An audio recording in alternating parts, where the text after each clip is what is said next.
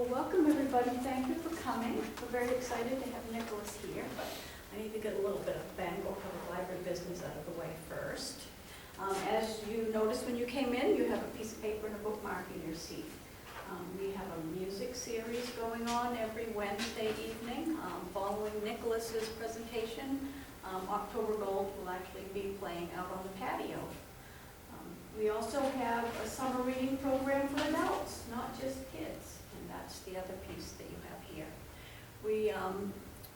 The summer reading program mostly revolves around mysteries, and I know there are a lot of mystery readers around.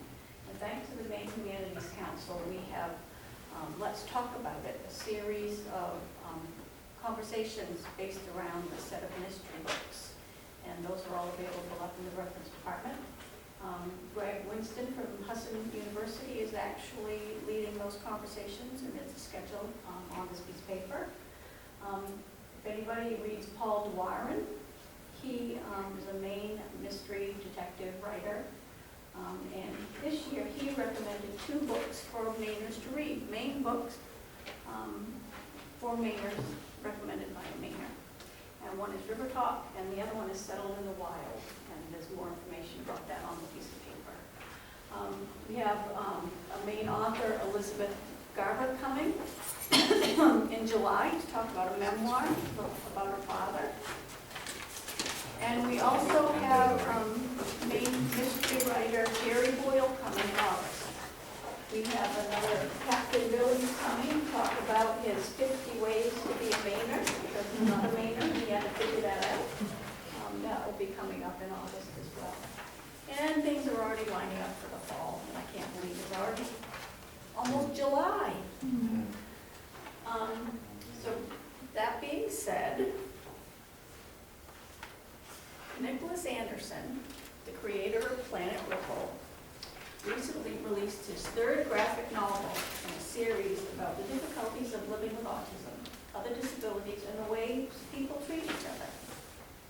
Being autistic himself, Nick took issue with a few of the more embellishing portrayals of the condition and wanted to make one that felt more authentic, so that other people can have a more grounded understanding despite the sci-fi backdrop that he has created in Minnow's world.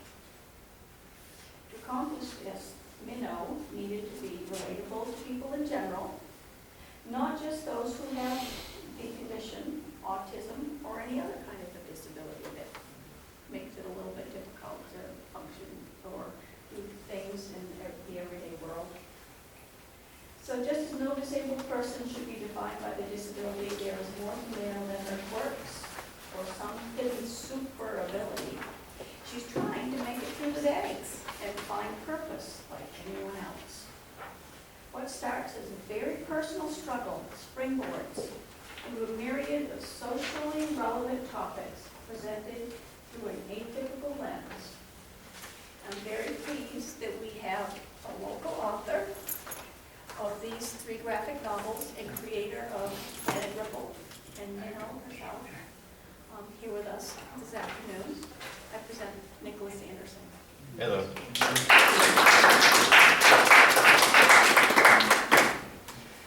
So, I've been drawing since I was old enough just to pick up a pencil, when I was still learning how to do a lot of things. And oh, sorry.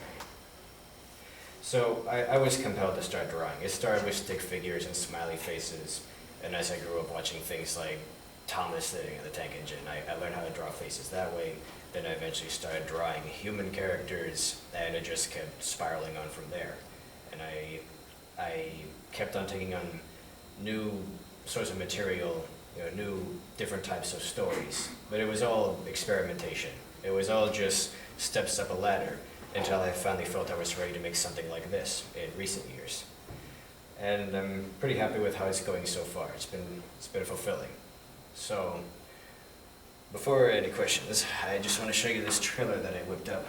Because I always figured, book trailers, it's kind of a funny idea, because with a traditional text-based novel, all you can really show is a few snippets of the text with some dramatic music and an animated background of sorts. But with a comic, it's already kind of like a cartoon. So you may as well have people actually reading the lines so you can hear the characters. And this is what it turned into.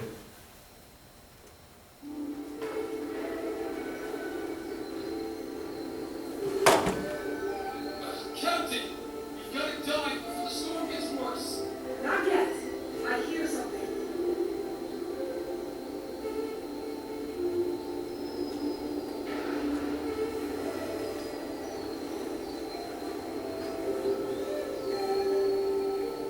She was rescued by dolphins once.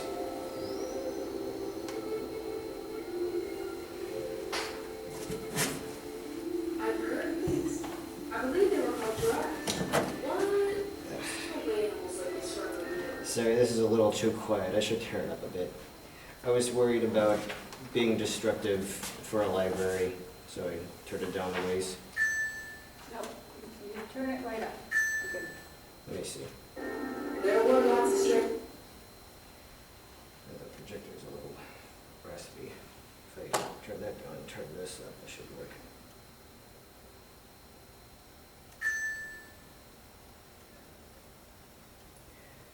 Alright. Sorry about that. We can start from the beginning. It should be easier to hear now.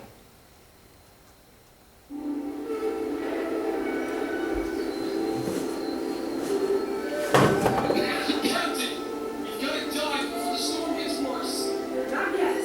I hear something.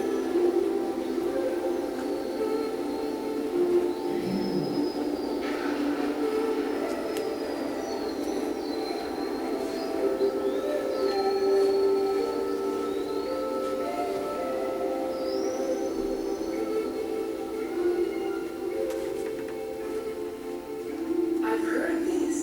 I believe they were called giraffes. What? There's no way animals like this run around. There were lots of strange animals like this once upon a time. What are we supposed to call her? She let the former captain die for some stupid doll. Andrea, I'm sorry. Don't feel bad. You're good.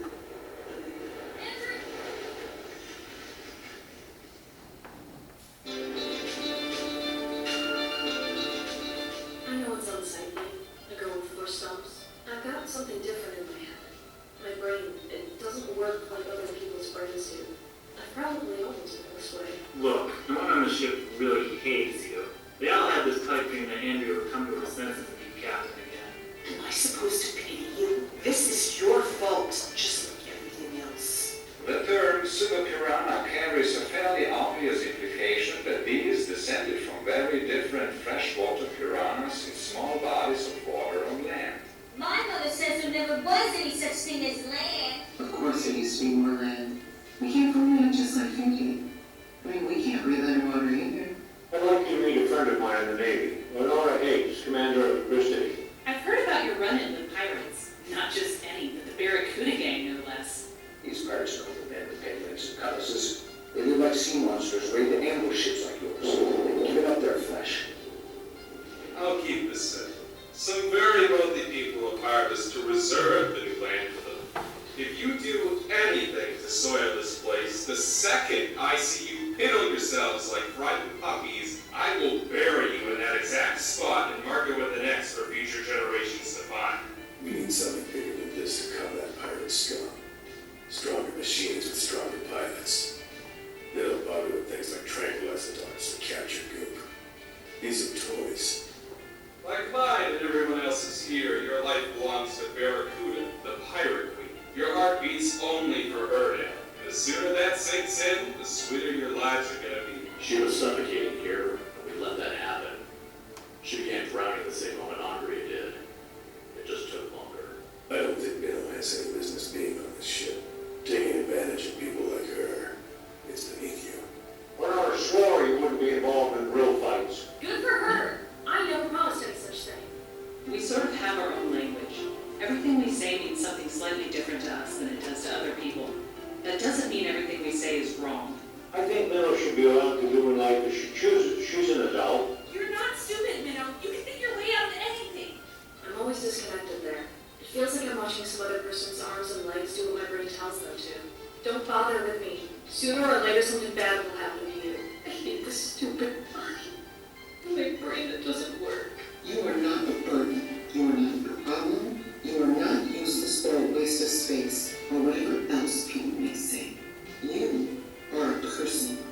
We caught her adrift one night. No idea where she's from. You really don't know anything about her? I don't think even she knows. She's nobody. I hear the way people talk about me. They'd say, she shouldn't have to make a decision like that on her own. Someone like her, she could so easily be taken advantage of. And I am so sick of being spoken of like I'm 5 years old. I don't think there's anything Andrea didn't want you to be able to try, but it was your decision. Don't get sat down. I love you. It's almost done.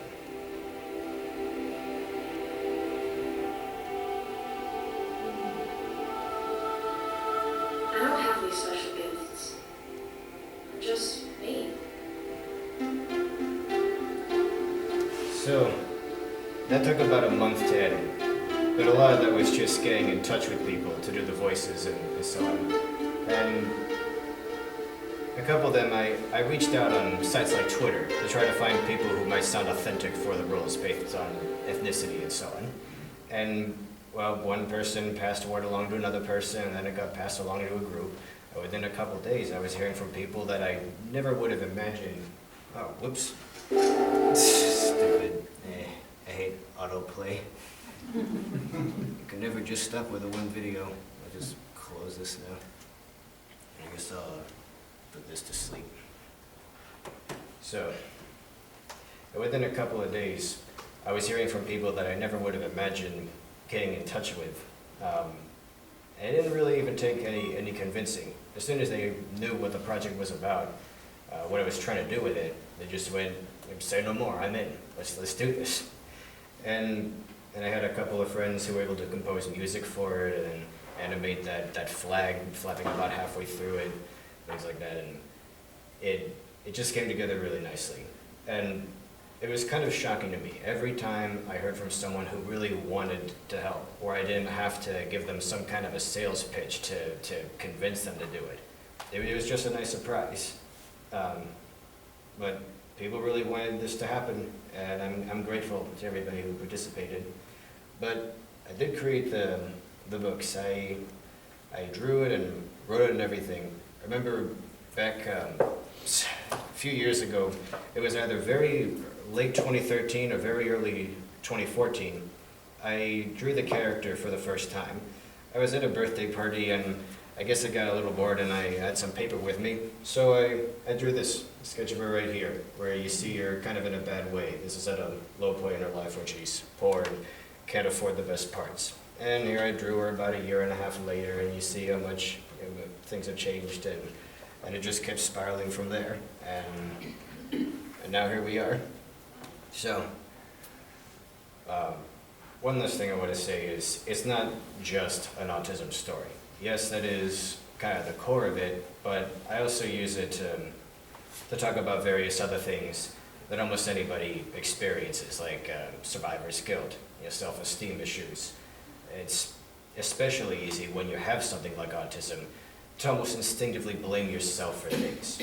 Even when you have family and friends boosting you up, whenever something goes wrong, there's this pesky little thought in the back of your head that thinks, well, there's something wrong with me, there's something wrong inside me, so I must be the problem. It only seems to make sense. And it takes a lot of effort and energy to pull yourself over other people to help pull you out of that rut, and to learn not to think of oneself that way.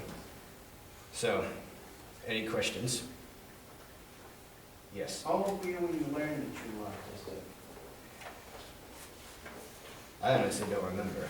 I think maybe when I was prepubescent, maybe when I was in my early teens. I'm not sure. Okay. Well, children today have an advantage compared to autistic people in my generation, because it wasn't until I was 49 that anyone suspected I was autistic. Yeah. And I wouldn't know even then, except my girlfriend and I were in North Carolina visiting some of her relatives. She happened to have an aunt who was a neurological nurse practitioner who figured out that I had something on that line, and I got a diagnosis a couple years later. Yeah, a lot of people seem to think that there are more autistic people nowadays than there used to be. No, we've just gotten much better at identifying it, That's what at being able to pick up the signs. For a time, they didn't even have a name for it. They would just lock you up and call you a crazy person. But we've come a long way, and I hope the world becomes more accepting of us. Yes? I really love the way you've crafted these stories and you've taken the added disability and focused on ability of everybody and how. Thank you. I mean, that is just that is absolutely wonderful. And your colors that you used. Did you use Adobe To color them? to color these in? Yep. I always draw these on paper. Just Yeah. there's something about the sense of it. And you I've never been able to really stomach drawing on a tablet. It's just something about the pencil digging into the paper and leaving a mark that always, is just nicer as an artist. But yes, I draw them on paper, and then I scan them, and then I use Photoshop to color them and add the text and everything. I always try to save TIFFs and PSDs of the files in case I need to change something because I made a spelling error, or if I want to change, a character's face slightly. And one thing I want to say about the colors, I know it's not exactly a traditional style. We're very used to cell shading, where you'll have these very clear divides. You'll have 2 or 3, sometimes 4 layers, where you'll have one solid character, then another color, color, then another one simulating shadows. But I go for walks just about every day, and because of my schedule, because of my, is there a way to change that? Yes, actually, would you like me to shut the projector off? All right. Here's the button. Sorry about that. Because of my schedule, I end up going towards the end of the day a lot. So I get to see a lot of sunsets. And there's just something about those gradients, those smooth transitions between colors that really inspires me. It captures a great mood. So I wanted to show that in my comics. You especially see on this cover right there. That's beautiful. Thank you. And there are a lot of scenes that are pretty darkly colored because I want to simulate the feeling of being trapped underwater or in the dimly lit bowels of a submarine, without making it too claustrophobic. Things do get better for Minnow, and the coloring gets a little brighter to reflect how our life's improving and so on. So, next question. Yes. So did you self-publish your books? Yep. Wow. Yeah, it's actually much easier to do than I thought it would be. There's just so many tools nowadays that people my age can use. It's created a lot of competition that there wouldn't have been just a few decades ago. I've talked to people in the industry like Steve Levine, and he says back when he was first getting into the comic scene, you could never order just a few copies and just sell those from your own house. You would have to print 100, maybe a couple thousand copies and ship those all at once, which was tremendously expensive, and that's why you would have to form your own little company, even an indie company, to even get started.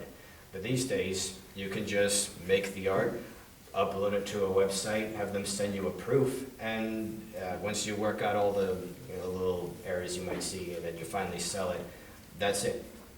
It's pretty simple, and it's just given people like me an opportunity that we wouldn't have had before, and I don't know, it's just exciting to be able to do this, for it to be easier to fulfill that dream. Yes? Remind me asking, and I don't want to, how old are you? I'm 27. 27. You've done a lot for 27. That's Thank amazing. you. Coincidentally, that's about Minnow's age, just because, I don't know, it just seemed like a reasonable age for the character to have, because there's a lot of people in my age range who have autism, who are still kind of finding their way, and I just thought that might be another thing that makes people relate to her. I'm sorry, I didn't hear you. Did you say the character was around 27 also? At the start of the comic, like after the prologue, when it picks up in her present, she's 25, and the next book is going to be about a year later, volume 4 when I get to that, and I'll have her age, not necessarily in real time as I release these books, because I plan to release about 15, but she'll be maybe like 5 or 6 years older by the end of it than she is now. And have teachers seen these and used them in school at all? No, actually released these fairly recently. I released the first 2 books last year together, and I released the first one this year in April, and I plan to release one next April and so on. But a couple people have reached out to me. Like I just got a message yesterday from someone, asking if I could come to the school to talk. Only thing is it's kind of far away, so I'm not exactly sure, but I'm working my way up. I think it would be wonderful to have these in school. Yes. So the only thing is the service that I use to print these, they have different means of distribution and a more expensive distribution where they would put these into schools and so on. I would have to raise the price of the books, to 30 or 35 and so on. And there's a certain point where the price tag alone would scare people away. So, I'm trying to keep these reasonably priced so it's easy for people to take a gamble on, because that's the thing. There are so many stories, so many comics being published now that it's really risky to spend your time and money on something like that. You might not even be sure you'll like it.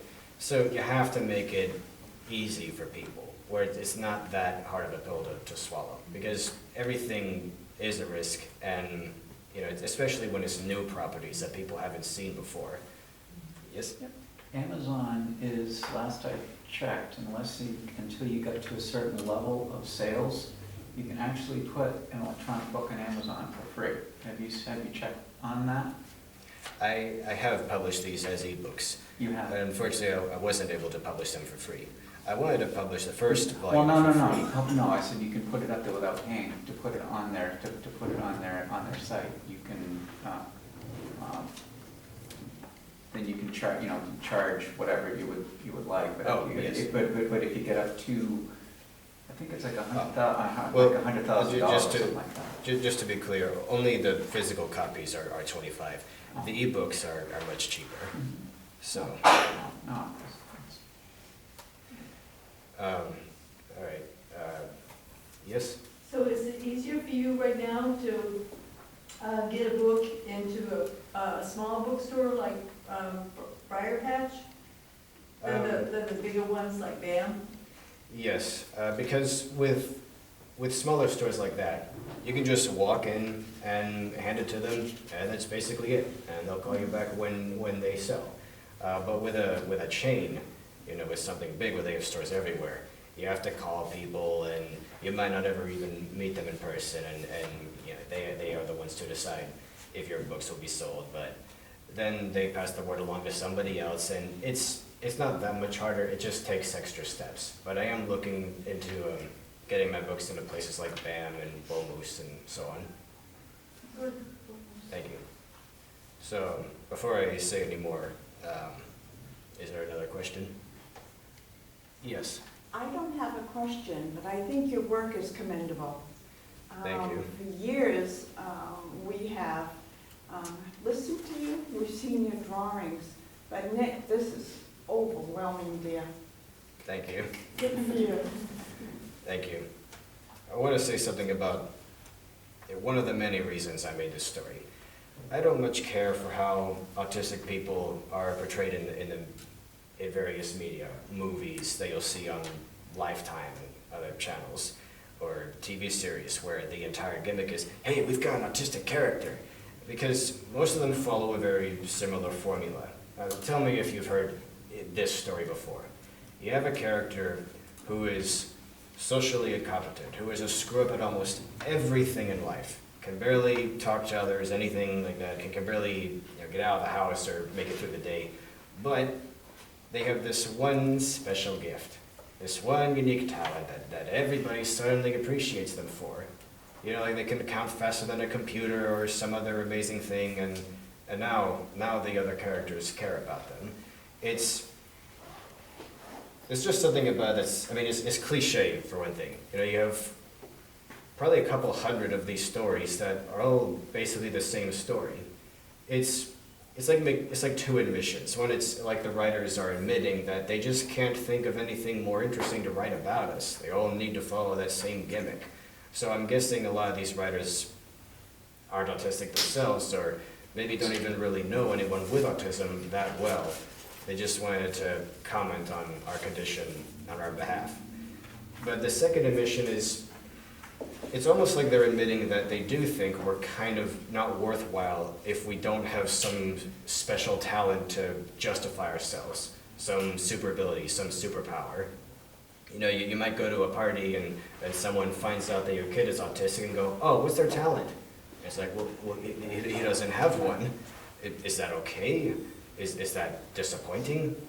And imagine this angle of the ugly duckling story, where we find out that, oh, he doesn't become a beautiful swan. I guess that means all the other ducklings were right to pick on him. Obviously, that's absurd. And it's the same with autistic people. You know, we're still people, we're not subhuman or whatever, we're still valid, even if we don't have some special quirk, like, you know, Rain Man or whatever. So, that's one of the big things about this, is that Minnow does not have a super ability like that. She is useful for certain things, she is helpful, but that has nothing to do with her autism. It's purely out of circumstance. Personality-wise, it really isn't that huge a part of her. She's pretty high functioning, and it would never be terribly obvious that she's autistic in everyday conversations unless you talk to her long enough and you start to see certain quirks manifesting. Little things like if someone pats her on the shoulder and it confuses her, because up until that point, people have mostly only ever done that to scold her for not paying attention or for taking too long to do something or missing a step. And now, when people do that, it's supposed to be a positive thing. Things like that confuse her for a while. And, you know, it's just, again, something I didn't want to make terribly obvious, even though I'm saying it right now that she is. You know, within the story, nobody ever calls it by name. It might have a different word entirely for it, because it's thousands of years from now. Maybe the language has changed. The names of things like that have changed. But I wanted to make Minnow, you know, interesting in general as a person, because someone with a disability is not their disability. That isn't their entire personality. That isn't all there is to learn about them. You know, there's always more to us, and that's why I wanted there to be more to Minnow and to other characters. One trick I'll often do is I'll introduce a character in one volume and let people get to know them for a little while, and then maybe towards the end of that volume, or maybe even the next one, we find out that they were born without a thyroid, or something like that. You know, I don't reveal that right away, because I don't want them to be a token. I don't want that to be their entire character. I want them to be, you know, really humanized first, and then add that extra layer to make them even more interesting. Because everybody has something. You know, everybody gets sick, or has something going on up here, and it just might not be obvious, or maybe they don't really want to talk about it, because that's not, you know, their entire person. So, any other questions? Have you ever heard of the movie Gilbert Grape? Came out circa 1996. One of the characters in that movie was autistic, and he was portrayed, he kept on climbing up some electrical tower, even though the authorities told him many times to stop doing it, and he ruined his brother's birthday cake once. And I saw that long before I knew I was autistic. But. No, I haven't even heard of that movie, but it sounds pretty strange. Yeah. Yes. I haven't seen your books, and this is the first time I'm hearing about them. Do you know how on books there's a book jacket, or on the back of the book there's a synopsis of the story? Oh, yes, yeah. Do you have that on Yep. yours? Well, I don't have a jacket, but you can see it right here. This is one of my favorite, this cover is one of my favorite illustrations I've done. Because when you see this, assume, you know, first time viewer, never heard of this series, has no idea what it is, but they see this on a shelf in a store or a library. And there's just something about, like, why is the moon so close? What's any of this? Who's she? Why are her limbs, you know, different? And then they turn around and, oh. You know, it's like you walk up behind her and she goes, oh, I didn't see you there. So it's just, it's almost like I'm, you know, like baiting them into seeing the back, and then, oh, neat. And with this one, this took the most work, just because there were more layers, more separate illustrations that I had to merge together. But there you see the front of it. And the idea of it is, it's actually upside down. You see up there is the sky, and she's diving underwater head first, and we're just seeing things from her perspective. And then on the back, you see the pirates, which are a pretty big part of the story, as you may see from the trailer. But first you see this guy, and then you see some of the ships in relation to each other, and then the flagship, and then above it all, the queen herself. And yeah, I don't even know what I'm gonna make the fourth book's cover look like to top this, but it's been fun so far. They're very appealing. Thank you. Is there any way I could get you to read that back writing that you did on the back of the very first one you wrote? Well, this one actually has the shortest synopsis. Just I wasn't sure exactly what I wanted to write. I just wrote a tale of a cyborg girl with autism finding her way in a world gone down the drain. Also, there's mermaids, sort of, and that was it. I wanted to give people an idea of what kind of story it is, but not spill the guts. Just enough to make them go, wait, what the heck? And then it's like, wait, what? I gotta see this now. Thank you. Yes. I love the name Minnow. When you think of minnows, you think of like a whole school of minnows, and each individual minnow, and what you're doing is showing that every individual minnow has its own amazing personality. And I absolutely love that. I didn't even think of that angle. That wasn't even... That is absolutely amazing. Thank you. Yeah, I never even thought of it that way. My idea was that I wanted a character who was kind of small and non-threatening. Someone where, looking at them, you would think they were a weakling that, might not be that, I guess, intimidating or strong, yet she ends up enduring so much. And I thought, okay, if I'm going to have a smallish character, what should their name be? I figured, it'd be kind of neat if they were named after a fish. And then I was literally in Surrey, like at the coast, and I was just standing on a ledge. I looked down, I saw a little school of minnows, and I thought, Minnow, that's a lovely name. It sounds so nice and sweet and whimsical. And it just worked out that way. And then I figured, okay, what should the pirate queen's name be? Barracuda. Yeah, that sounds like the complete opposite of Minnow. Someone huge and sharp and mean. And it just worked out. Like even the name Planet Ripple of the story, that has a couple meanings. One is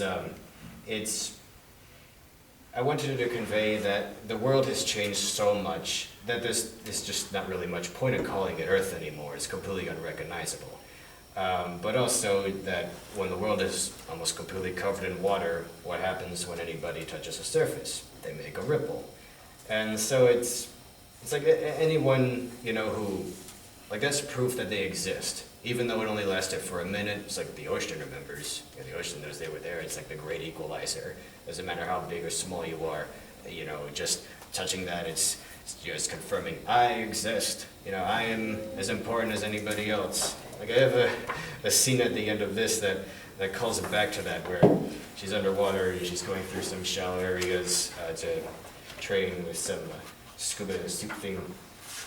And she climbs to the top of a mountain, what was a mountain in our time, and it's going to become an island in a few years, once it pokes through the surface, and she gets a nice view of things, and she reaches up, and that's the callback to the first book's cover. And like just before she touches it, boom, it just ended with that mark of a ripple, and it's like even someone as as small and seemingly fragile as a minnow leaves a mark. Yeah. So, next question. Yes. How long have you been working on this? Well, like I said, I drew the first illustration of her in 2013, maybe 2014. But I was a little slow to start actually drawing the pages. Because first I had to design what everything would look like. The characters, the ships, the machines, all of that. But I think sometime in 2015 maybe, and I would have gotten the books done quicker, I can now, but I was working on so many other things at the time that this was almost I don't want to say a side thing, but it was a slow burn.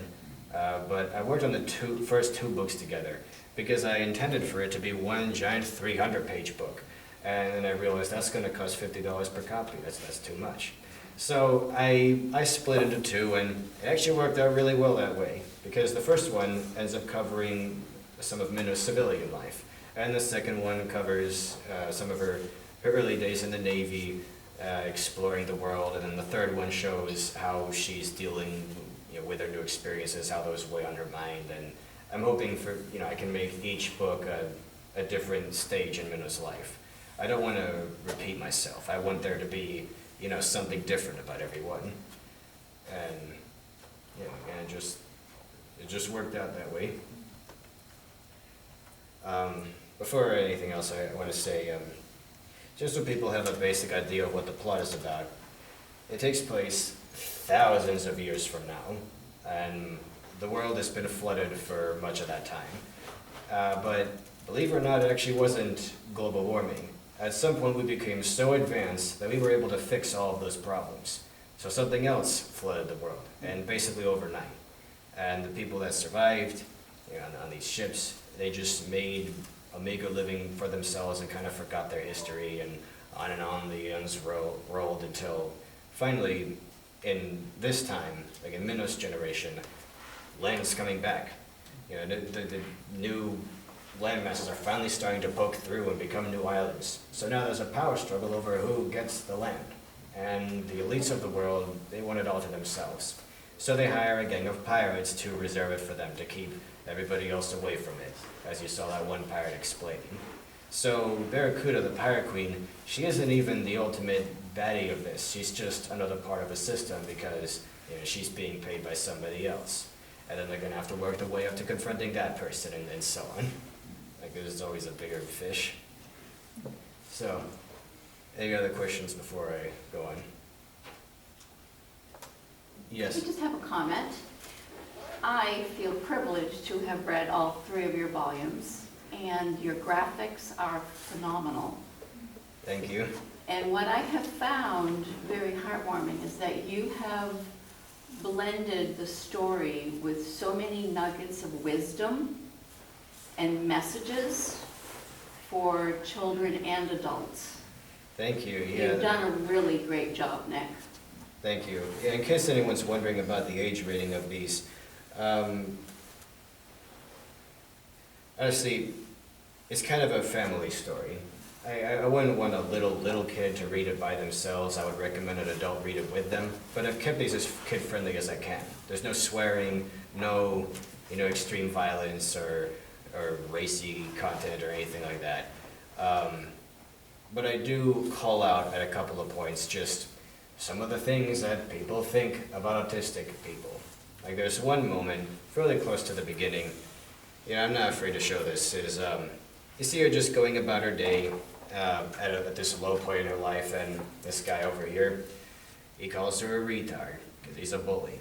Now, if any of you have been on the internet long enough, you will know that's what a lot of people think we are. They think it's just us, that calling someone autistic is just a slightly nicer way of saying that they are that.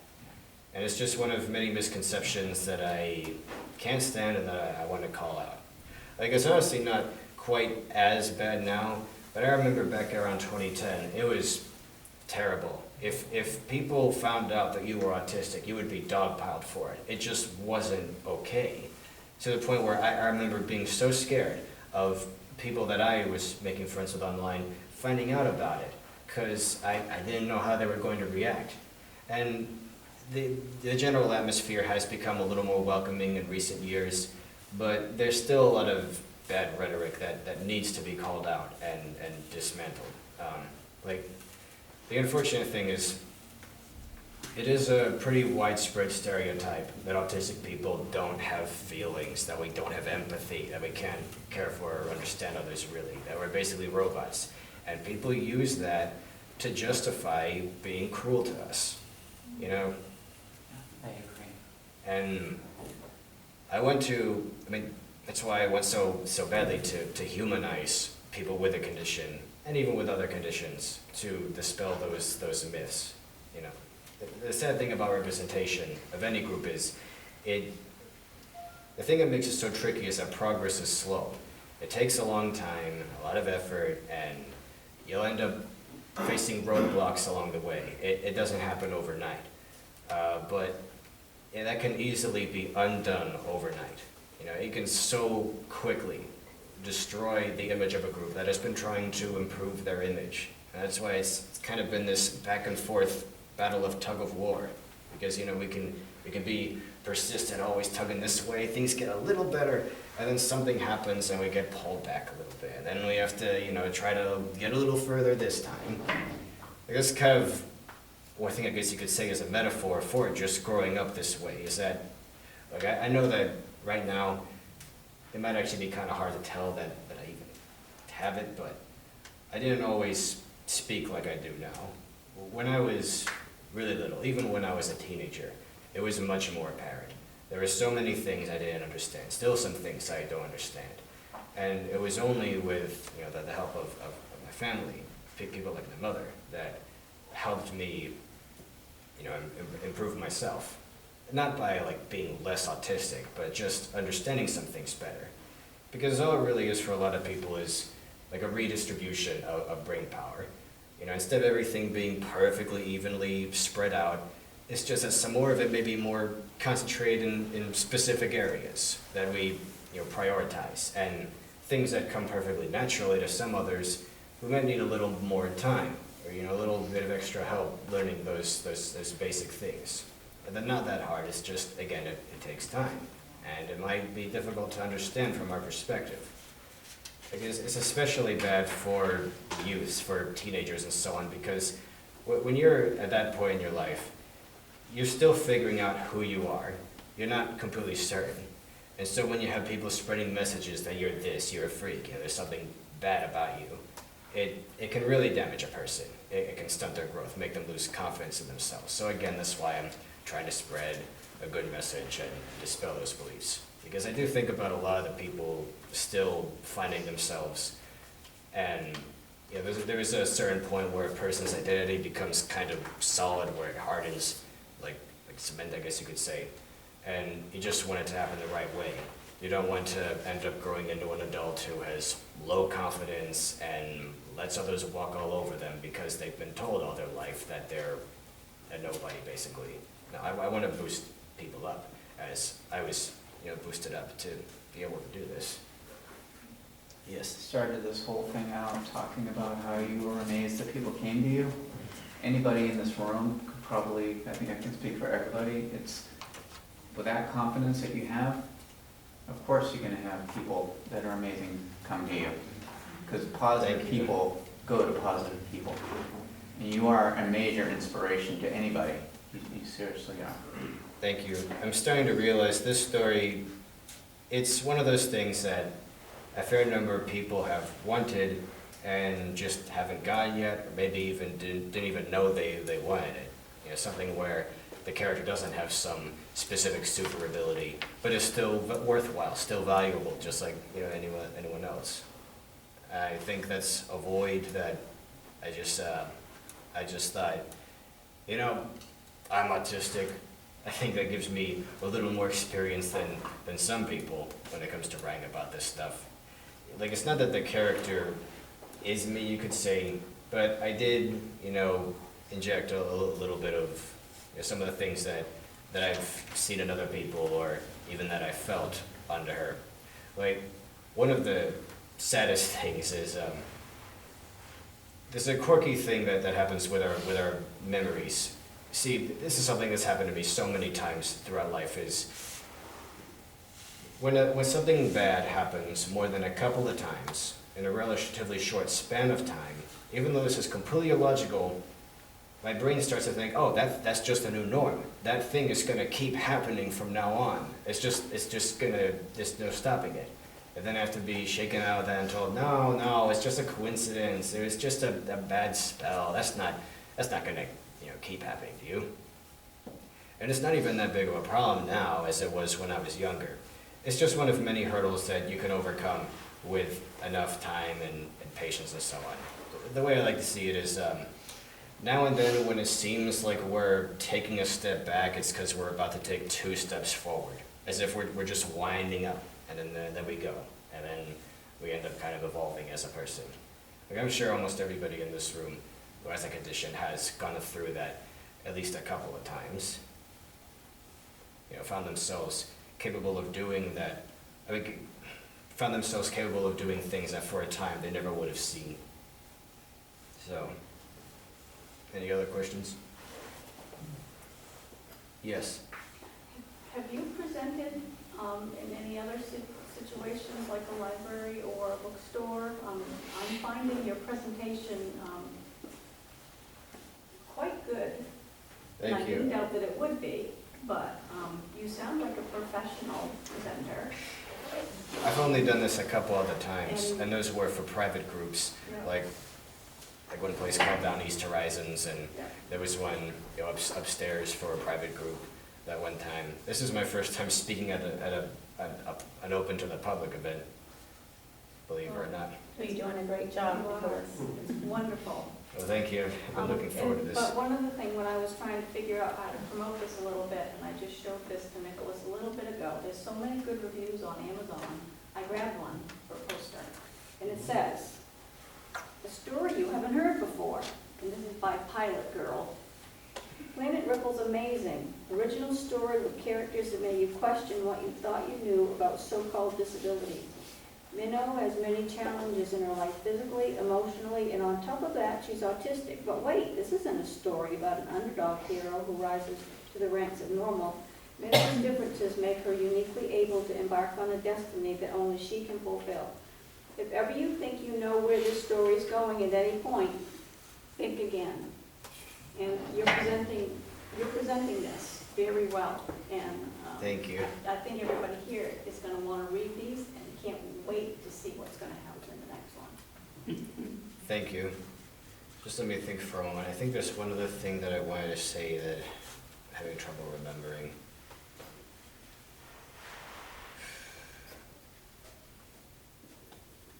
Oh, sorry, I guess my brain got stuck. Are there any other questions? Yes. I agree with what Kate just said, and I appreciate what this young man over here said in the beginning, which was how wonderful it is that in your presentation, you're saying things that don't just happen to people with autism, they happen to everybody. And it's normalizing something that has been taken out of context so many times and made into something a lot worse of a disability than it is. And I think it's such a tool that can be used to educate us in this world. Thank you. And I really appreciate that. You just reminded me of that last thing I wanted to say, but I'm sorry, I heard somebody else speak up. No, I was just going to say you have a wonderful voice to promote that, so go right ahead. Thank you. Okay, well, there's a lot of misconceptions about autism. Again, people think that, oh, you just looked up something on the internet and diagnosed yourself. And that's what a lot of people say. If they see someone like me speaking clearly, they didn't know me as a kid, they didn't see me growing up or how much worse I used to be, how severe it once was. But they see me on a good day and they just think, oh, you're not autistic. I actually have something like that happen in volume 3. Someone overhears Minnow having a conversation in a public place, and they're like, oh, please, I don't want to listen to people pretending to be disabled. And that's something that I see happen a lot, is people who may have something with their nervous system, where they're in constant pain, can't even get out of the house most of the time, but then there's one day when they're finally feeling a little better, and they decide, you know, I'm going to go outside, I'm going to enjoy the day, and they do. And then somebody sees them, and it's like, aha, you're not disabled, you're just faking it this whole time, because again, they caught that person on a good day. And that's just a thing that unfortunately happens a lot in real life. It's like being squeezed into a box. I noticed a lot of people tend to, whether it's just something to make the world seem less complicated, is they tend to sort people into very neatly coded boxes, like a kid putting toys in their cubbies to organize them. And if someone can't fit into one of those boxes nice and neat, it's just, I don't know what's wrong with that, but it seems to mess with some people's heads. But people, they hear the word autism, and they expect it to be like some of the most extreme cases. I even saw a comment just earlier today from someone saying, I have, my two nephews, they're both 9, and they're wearing diapers and they can't talk, and I find it insulting when perfectly well-off people claim to be autistic, when they can read and talk and everything just fine. And it's a spectrum. Not everybody who has autism is the same. But I see a lot of people who claim to speak for us, that they do a great job spreading awareness of autism and everything scary about it, so that people think it's just the worst thing in the world. But what they fail to spread is acceptance of us, of actually understanding us. And again, that's why it's kind of necessary to have works like this to improve our image. The sad thing is when you bring up acceptance, people, they even get a little touchy about that. They say, well, are you trying to normalize it? I'm like, well, maybe a little bit, just enough that people stop being mean to us. It's like, well, what are people worried about? That if we get too comfortable with ourselves, that one day everybody's gonna wake up like us? And again, I just wish people weren't so afraid of us. The thing is that, there's so much focus on the most extreme cases that people think that's how it is in general. And that's what leads to, say, you confiding in someone that you are autistic, however little, I guess, and they say, oh no, I don't believe you, you're not autistic. You just looked it up on the internet and decided you were because you're shy, or something like that. And again, that's why I'm trying to make a more nuanced character, where it isn't entirely obvious, it's just, as you get to know her and learn more about her, it's just one of many parts of her that make her interesting. Yes?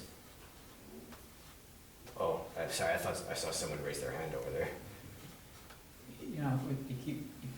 When you've met one person with autism, you've met one person with autism.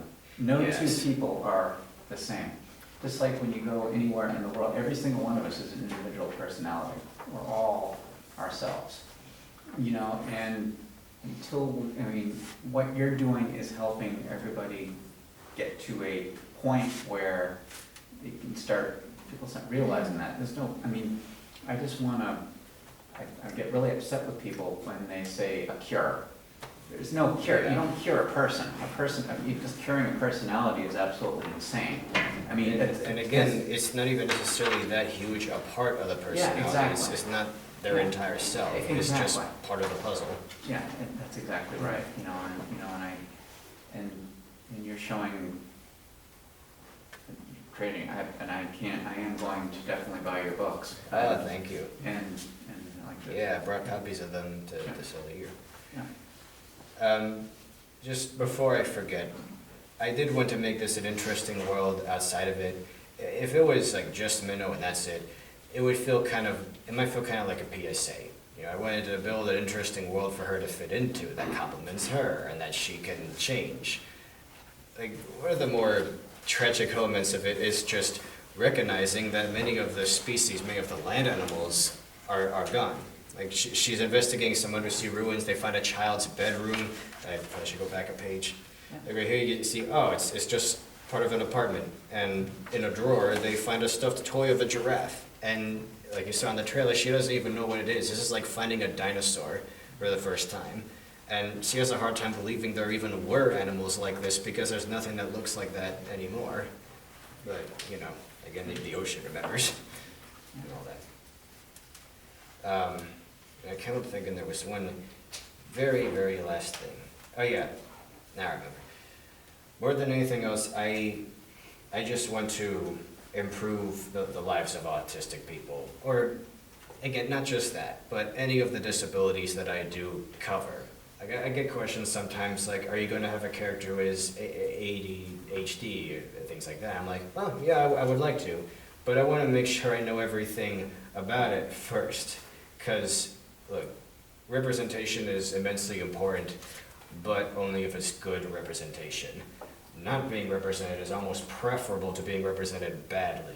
You know, better people would simply be indifferent to your existence than openly hostile because someone ended up perpetuating harmful myths.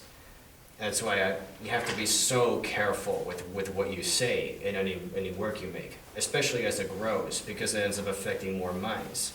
Like the thought, like if I ever accidentally pushed a message that would make things harder for people, you know, even if one teenager like doubted themselves because of something said in the book, just the thought of that makes me physically ill. You know, it gets my head pounding and my stomach churning. So that's again why you have to be, you know, extremely careful with what you say. And I just want Minnow to be the ambassador that we kind of need right now. Like this whole time I haven't even talked about her cyborg limbs. She was born without 4 stumps, and that's kind of a physical metaphor for, you know, what it's like in her mind. Because when reaching out to new people, when trying to make connections that way, there are some barriers that are so frustrating. Because you have no idea how that other person is going to, if they're going to accept you or not. You're just kind of feeling your way around in the dark. And that's what it feels like her physically at times with the limbs. Like for one thing, her quality of life is entirely dependent on the kinds of tech that she can afford at any given time. So that's why at the start, she has mismatched ones that were hand-me-downs or found in a dumpster, or whose previous owner died in an accident or something. And then, you know, little by little, she's able to get better ones as people start hearing about her and trying to help. But when she reaches out and says that to somebody's face, you know, it's like the robot limbs. Again, you're just kind of going blind, just feeling around. And that's something that you have to be really, that's again one of those messages you have to be careful about. Because I don't want to make it sound like she doesn't feel anything. Oh, she's just not sure what to feel. But that's the thing about people who say that we don't have empathy. No, we do. It's just that the world is so overwhelming, and sometimes we might feel so much empathy for somebody that we literally, we can't take it. We end up shutting down, becoming withdrawn, just to protect ourselves from this sensory overload. But it doesn't mean that we don't feel anything. Even if we might accidentally come off that way, we just perceive the world a little differently than most people. And it's just learning to live with that. So, yeah, I've actually rambled a lot. Okay, before I wrap this up, is there anything else anyone is curious about? All right, then. Actually, Oh. I just want to say, you mentioned that it takes place, her age is 25 to 27, but there are a lot of flashbacks to her childhood.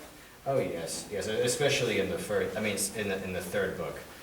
Like at the beginning of each chapter, I show a moment from when she was much younger. First when she's barely a toddler, you know, one when she's maybe like 5 or 6, and then when she's around 9 and so on, up until she's 13.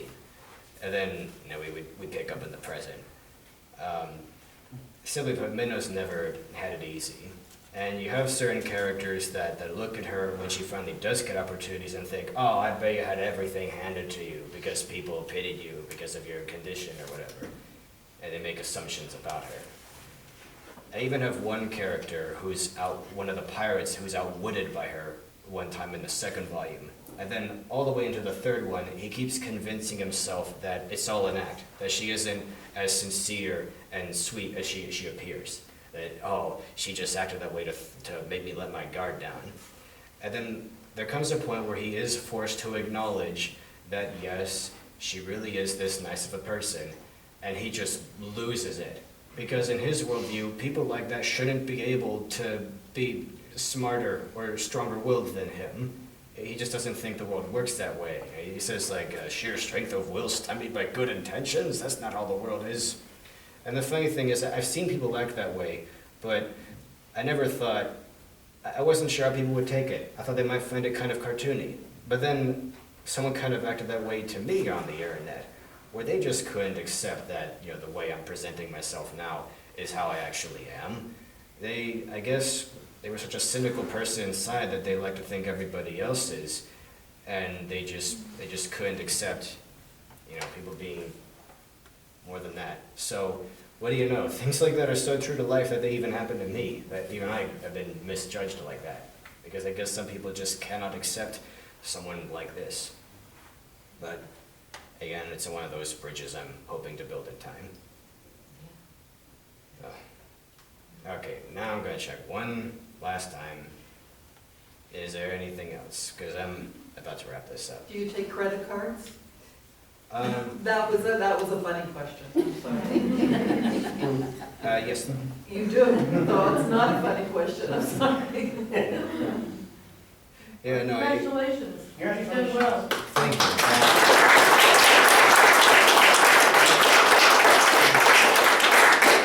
Thank you again. I hope I didn't take up too much time. So. Perfect, it's perfect. So, yeah, I have about 10 copies of each book here, if anyone wants to buy Did one. anyone get a book? Good. Sure. Okay. Ditto. So, you too. These are just proofs, but yeah, those are sellable copies.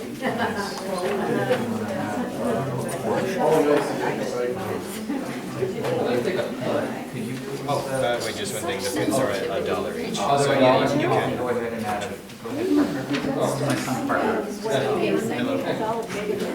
Oh, and these are free. Speaks from the heart. You too.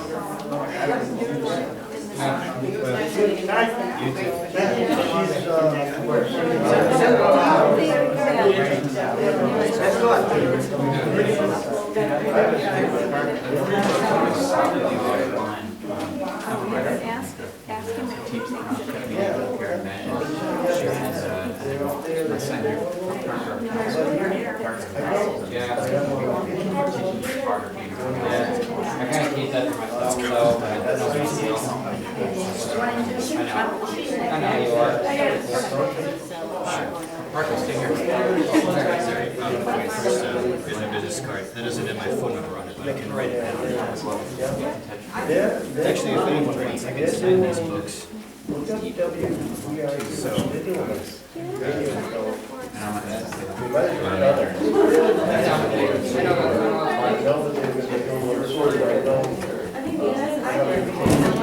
so I'm sorry, what did I can send it if you prefer. Oh, just take a look.